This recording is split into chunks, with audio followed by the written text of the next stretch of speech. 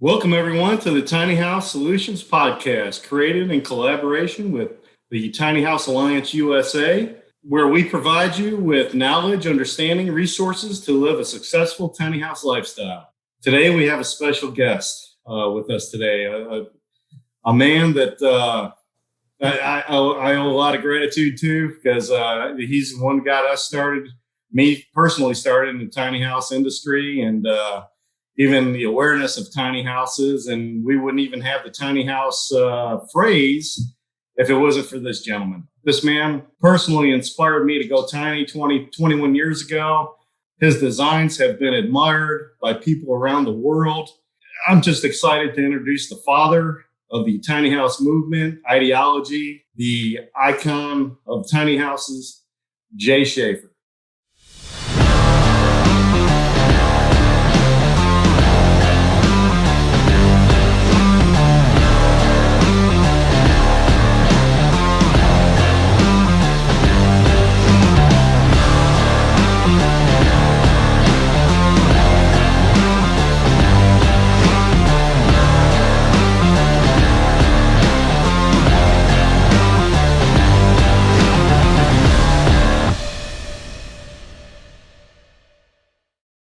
Jay, it's great to have you on the show and welcome.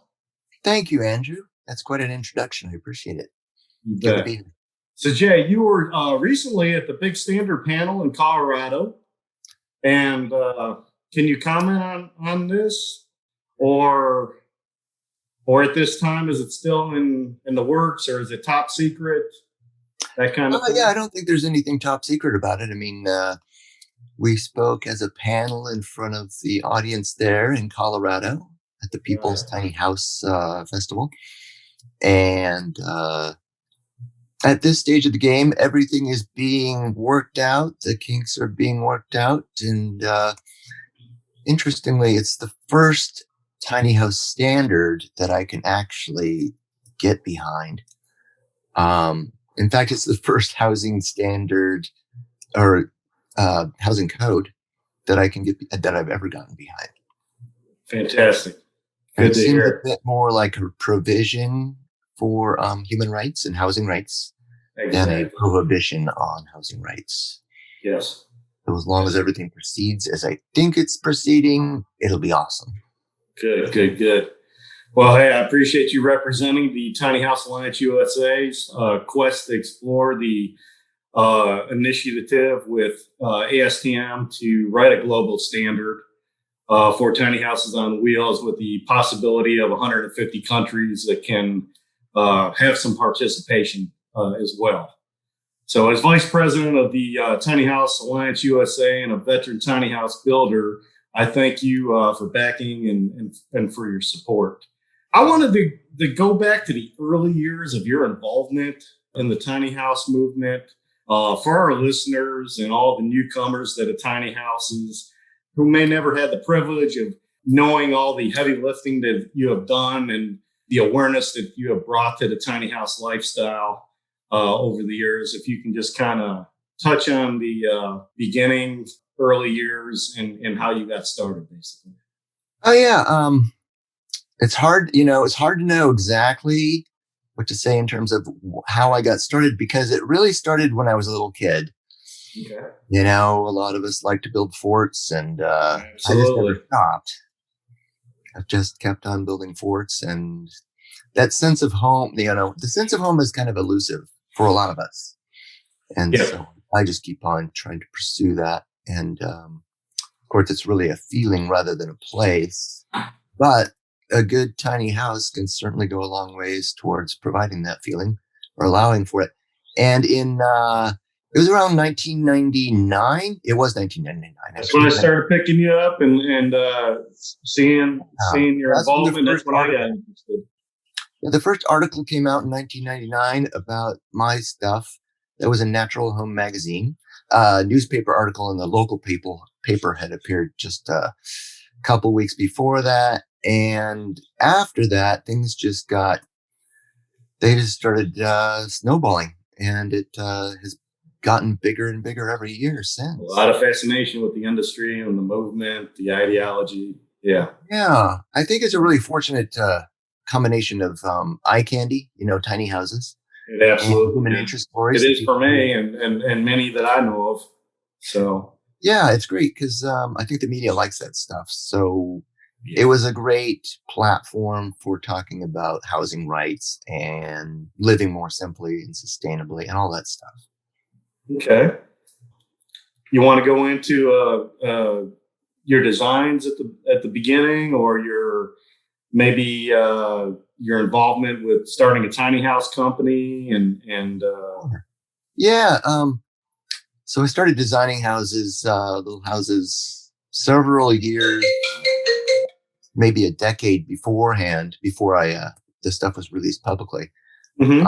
And I was pretty in the closet about it because, it just seemed kind of weird designing houses smaller than most anybody would think about living in. In fact, I did show one to my dad at one point. He's like, I think you get your numbers wrong there. I think you need to add another zero on that square footage. But so the designs were just my first one. It was always about designing for me in the beginning, and still, I always imagine every house I design is for a version of me, whether it's for a family of five or a Exactly. It's your lot of people. personal touch on there. Yeah. Yeah, Uh-huh.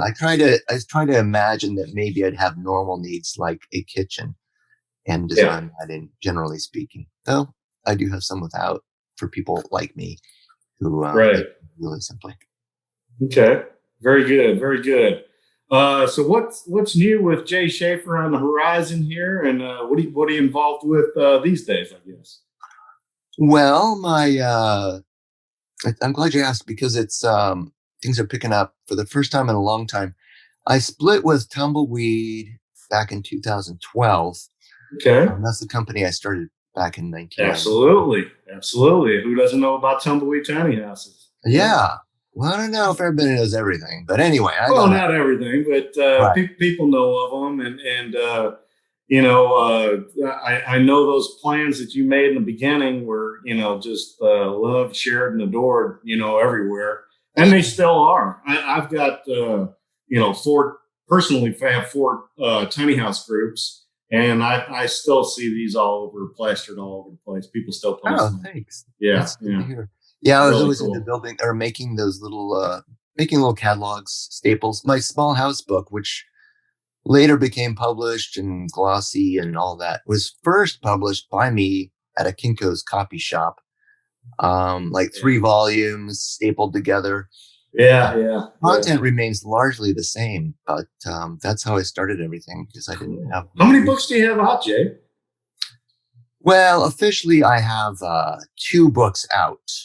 Great. And I'm glad you asked because along the lines of what I'm doing and heading towards these days, the small house book has been unavailable for the most part at Amazon for a while now. There is somebody's selling it for $89.99 there as a collector's copy or collector's Wow. item.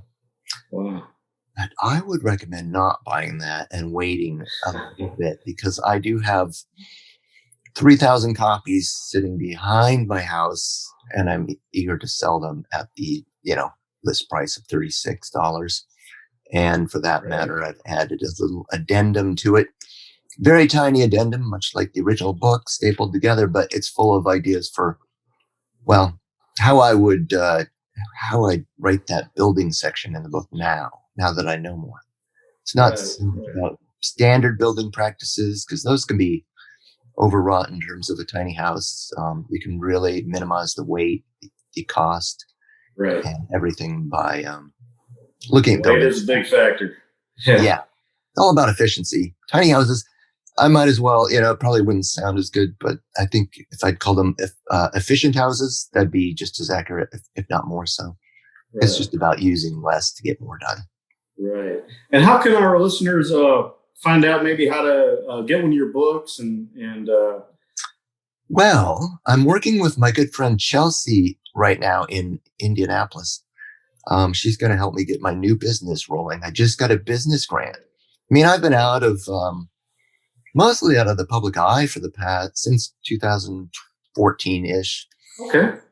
Um, it just got pretty scary with in the tiny house world. It's become a cutthroat world. Yeah. I Yeah. got in the beginning it was just me, and then me with a few other people, good friends who were doing. In terms of competition, it was just like sharing cool ideas and bragging about them, and then Yeah. using each other's A lot ideas. of fun. By the time I split with Tumbleweed, shortly thereafter, I received more than 100 um, slap suit threats from that company alone. And it's just, people started using my name to sell their stuff. Crappy stuff, I might add. I see. Which feels really weird. It feels like a real violation. Just find your name on the internet. Yeah, I can imagine. It's this piece of crap. Yeah.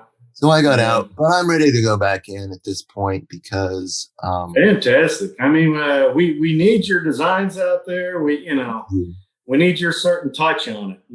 I'm excited for you to be back in and just get out there and because I think the old school people that knew you back 20 years ago even would enjoy seeing you back, and then all the newbies, that are just venturing and getting their toe in the water, so to speak,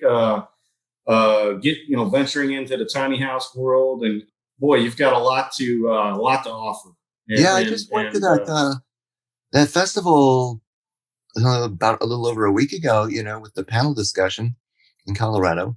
I didn't know many people there. It was almost all newbies. Right. And that's the way it's weird. going. I was like, where are all my friends at? Yeah. We got a lot of new people coming in daily. I mean, just on one of my tiny house groups, I'm letting in 600-700 people a day. Wow. So, and that's just on one group. So we got a lot of people, and that's people from all over the world now, Jay. I love it. It's not just here in the States. It's everywhere. Well, that's funny because tiny houses were big before in other countries. I went to Japan shortly before. I was actually in a Japanese hotel. I went over there with no money, virtually no money, for a week. Right. I found an amazingly good deal on a hotel, and it was very traditional Japanese. The bathroom, I was looking at the bathroom. It's like, how did they fit a bathtub, sink, and toilet in here? And that really inspired me.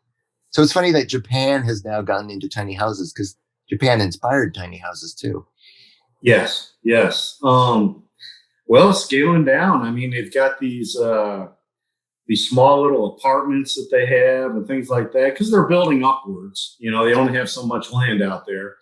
But they're knocking the square footage down, rapidly. They've got, places where you basically just go to sleep and it's got your TV in there or whatever. And you're just, your laptop and you're living in it basically. People are living like that. Much smaller than a tiny house even. Square footage wise. I wish I'd had one of those little cubicle things to sleep in an airport when I was traveling. Yeah. Chance, but it beats pretty cool stuff. Pretty cool stuff. I hear you're doing, getting into doing designs again and all that, and design plans. Can you tell a little about that then? And I stepped out of the tiny house business of selling stuff. The upside of the past few years, which have in large part been pretty traumatic with the transition and all, but the upside is that I haven't stopped designing. In fact, I've designed more than ever. That's my happy place. So are you designing just to put things out and maybe sell your designs, or are you doing a personal one-on-one with maybe customers designed to design a plan for them, basically? Yeah, with my new company, I'm hoping to do consultations, but mostly, I think, the plan in the beginning is just to sell the book and consultations and a few things, but not houses. I'm not so sure that's going to be the case because without the houses, I don't know how to put eye candy on the website. So we might just have to at least sell house plans for a while. But hopefully after a year, the plan is to have a manufacturer build the houses, because doing them one at a time, just me, maybe a few friends helping, but Sure. it's too much work, and it's not very efficient in the long term. So all the plans I've been making for the past few years are for what I imagine to be houses produced in mass, like they and largely because they can be mix and matched like Lego sets, or you can buy the core and then clip on the add-on kitchen or bathroom, or Okay. you can Yeah. make a mansion out of them if you want. Are you designing for on wheels, off wheels, both? Both. Oh, almost always both.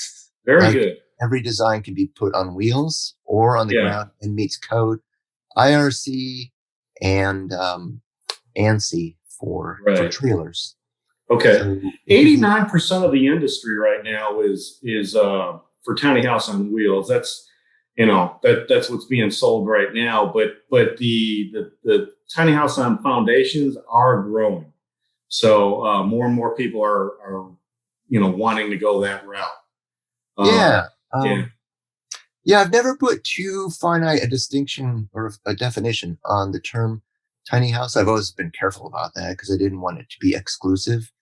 That Yeah. everybody could call themselves a tiny house person so long as they're trying to live, they're living in a space that suits their needs. Yeah, it's kind of evolved to a lot of things. A tiny house is a little different for each and every individual, whether it be, my goodness, these days, whether it's a van, a schoolie, converted bus, a yurt, a storage container, lots of things out there that you can kind of call a tiny house. Maybe not what you kind of started the industry with, or the movement with, but that's where it's evolved over the years. And the idea of it is just to scale down, be more minimalistic, and live, not above our means, and live in a square footage where you basically have everything you need, and no waste. So Yeah, exactly. And that's what I think people are kind of leaning to these days, and so these provide everything you need and nothing you don't need. Yeah, that's what I call a tiny house. Yeah, exactly. but yeah, whether it's rather on than put, yeah, rather than put just say a tiny house has to be one way.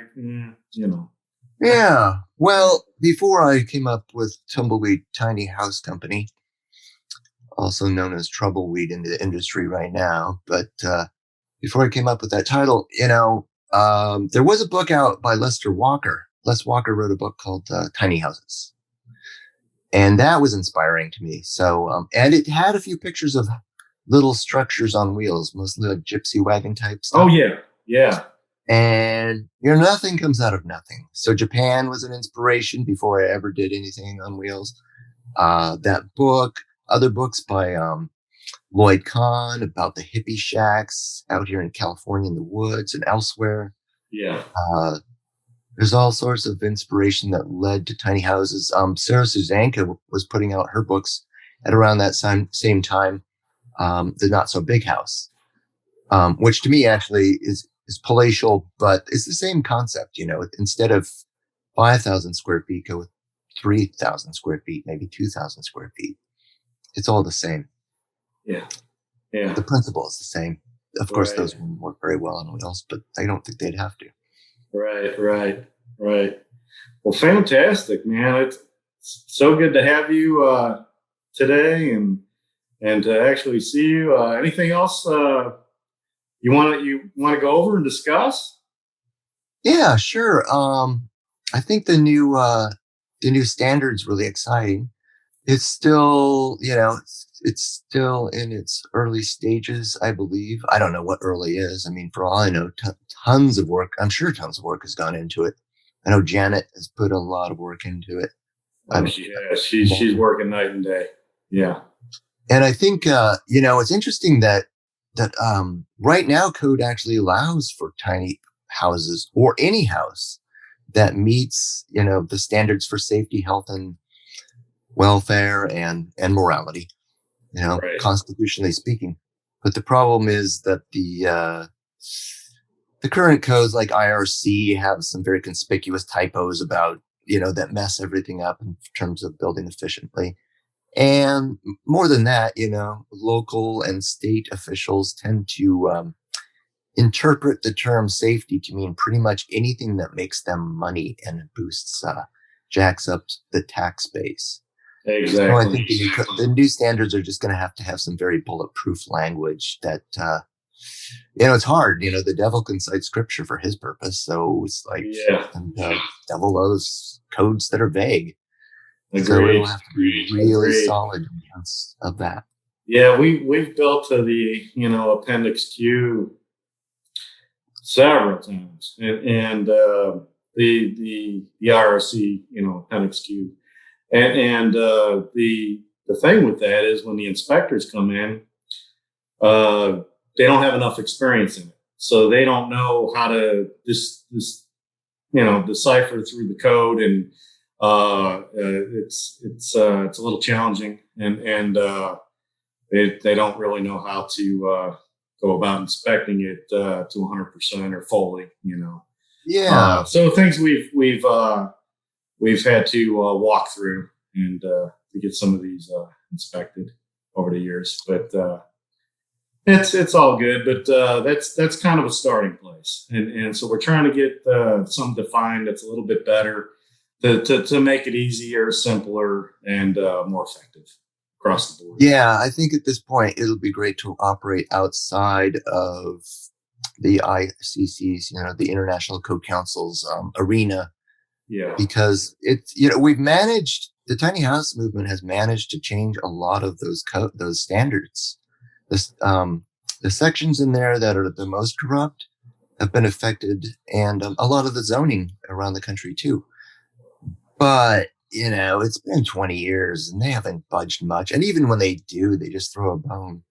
They just change one unconstitutional section to another unconstitutional, but somewhat more favorable version. Yeah, so it's time to just make something else that actually is operable within, actually meets the constitutional requirements for laws. So Jay, when you started back in the day designing these, you were actually designing one of these so you could live in it. Is that correct? Yeah, that was the main thing. It was just right. I was really interested in building myself a house that I could build my way. Yeah. And how did that work out for you? Oh, it worked great. It worked better than I could have imagined. But I did not want to. I didn't have the money to really pay a mortgage. And for that matter, I didn't want a lot of space, and I didn't want, I wanted a house done my way. And it turned out that the way that I found to do that was to build a load on a flatbed trailer. And that got me through a lot of loopholes. Right. That allowed me to build a very efficient house and do it my way. And then some of the loopholes in zoning at that time, it's tough because it varies from place to place, but in Iowa City, where I was at the time, I went into the housing office, and the codes people said, "Hands off!" Yeah, this isn't our. They didn't want to touch it because it wouldn't be up to them because it would be a vehicle thing. It's not quite a vehicle thing because the flatbed trailer is actually the vehicle, and that's all registered and licensed. But they sent me over to the other side of the room, zoning, where they actually said, I can actually remember this, and they weren't as averse to it as the newspapers later proclaimed, but they're just like, we can't allow you to do that. You do that, people are going to build villages of these tiny things, and God forbid. Of course, I was thinking, that's what I was thinking when she said as much. But ultimately, what they agreed to was just that there was no law written that would not allow me to camp out in my own backyard. So I bought a 300 square foot, totally derelict house in Iowa City that happened to go up. It was like a miracle. It went up for sale. I got it. It was cheap. I camped out in the backyard in my house for more than 5 years. I remember that. I remember when you had the house parked your tiny house parked next to it. Yeah, it was great. It was a perfect lot. It was really quiet. It's like I was in the woods, but I wasn't. Right. And, I rented out the big house. And I still think that's a great way to do tiny houses. You can always rent out a larger house. And then ideally, if the local authorities will allow it, put 5 or 6 little houses back there. Yeah. Have a village with the common house out front. Yeah. Very good. Very good. And as well as, they're doing the Airbnb, what am I trying to say? The AirBNBs and doing that now. And boy, that's just gone ballistic. I mean, they're popping up everywhere, as well as communities now. Once we get a standard in financing, a nationwide, tiny house mortgage put into place, like what I've been working on for the last 6 years, if I get it or if somebody else puts it together. But what if we can get that out there, boy, that'll really change the industry as far as communities and the progression of it, so to speak. Yeah, it needs to be made easy. That's, it still can be easy because there are the loopholes, but I tell you, trying to run a company that sells quasi illegal stuff is not easy over the internet and all. It's not really illegal because some zoning allows for it, some building codes, but it's just we have a lot of places here in Texas we can have them and put them, and it's legal, and in other parts of the country as well. But some of the other states, little taboo still. Some of the worst places are actually making some of the fastest advances because, like Oakland, just an hour south of me, for example, really bad homeless problem down there. Yeah. No, the laws have gotten so bad that they created this problem. And then now they realize all these municipalities, like, I guess the homeless people, the poor people don't leave just because we make affordable housing illegal here. Everywhere it's that way. So then you wind up with a big hot mess. And so they're trying to fix it now by building villages of small houses, allowing for that stuff. Yeah. We're working on a lot of projects as well, veterans and homeless and that type of thing, trying to get them off the ground, and there's the need for them, but then, we're hitting roadblocks as we move, through the red tape and all that. So that's but we're getting there. It's important to know that I think it's important for people to know that current law actually does. There's this thing called color of law. And I never heard the term much. I mean, I don't hear it very much these days either. But any public official pretending like robbing a citizen of rights by pretending that something's law, that it's an operable law, that it's a constitutional law, is actually a felony. So what's happened is that basically the ICC and even the states have handed off a lot of the liability to local enforcers because, a lot of the laws are pretty sketchy. In fact, some of them are just downright wrong. And if the local enforcers are, get caught up in trying to enforce the wrong laws or ostensible laws, they're the ones who have to take the hit. And they don't do so very much because it's quite a trickle down, convoluted effect. But ultimately, when you look at it, you look at everything through and through. It's not, it is legal to build sensible things. It's just that they got the guns and they got the jails, so it's hard to tell otherwise. Yeah. Well, I'm a true optimist, and I believe better times are coming. I really do. That's a whole nother podcast, though. But man, I tell you what, I thank you for coming in, man. It's time to wrap it up, but thank you, Jay, for coming and sharing with us today. And it's been an honor, a privilege just to have you. It's great to see you. Thank you, sir. Thank you, Andrew. Thank you so much. I appreciate it. Maybe we can get together in the future, work on some projects, and help some people out. Yeah, I'm sure that I'll probably be running across you in the creation of standards and all. So I'm sure. Get involved in all that. All righty. All right. Thank you very much. Thank you. Have a wonderful day. You too. Bye-bye. Bye-bye now. Make sure you like, subscribe, tell a friend, comment, share. Thank you. See you next time.